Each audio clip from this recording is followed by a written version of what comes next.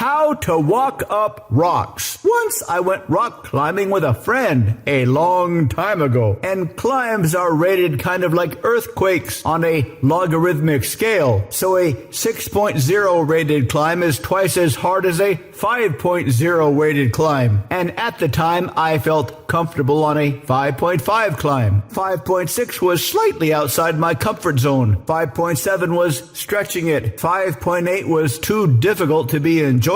Anyhow, we had done a bunch of climbs and we had time for one more. He took me to a face climb, meaning there weren't any big holes or cracks. You had to read the face of the climb and carefully use your hands and feet so you wouldn't slip while climbing up. If you missed or went off balance, you'd slide down a bit. Definitely not like those rock climbing walls with big easy holds. Anyhow, my friend said it was a 5.5 face, which seemed easy. So he went up first, putting in all the protection on the way, into the bolts that had been drilled into the rock, to slide the rope through in case somebody slipped down. Anyhow, I climbed up fairly easily. He said, "Wow, you walked right up that," with a huge grin. I didn't know what the big idea was until he told me. I lied. That was a 5.8. Had he told me it was a 5.8 face before I started climbing, I would have been petrified. But because I thought it was a 5.5, an easy climb for me, I walked right up. This is a case of believing it and then seeing it.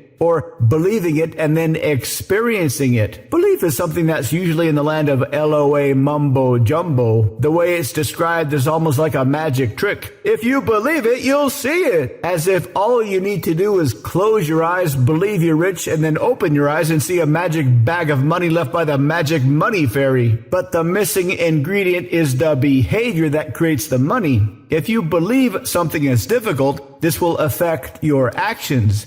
The actions will verify what you believe to be true, but if you believe something is easy, this will also affect your actions, and your actions will verify your belief. The problem comes when we only pretend to believe something. Many people confuse wanting or wishing with believing. Wanting is automatic and comes from the naive childhood mindset. Children want something and they think just because they want it, they should get it. But for adults, it's a bit more complicated. Wanting comes first as a raw instinct, but then you need to use your adult mind to transform that want into a belief. Beliefs turn into actions, which turn into results. This takes time. This takes diligence, but it's not nearly as difficult as many people believe.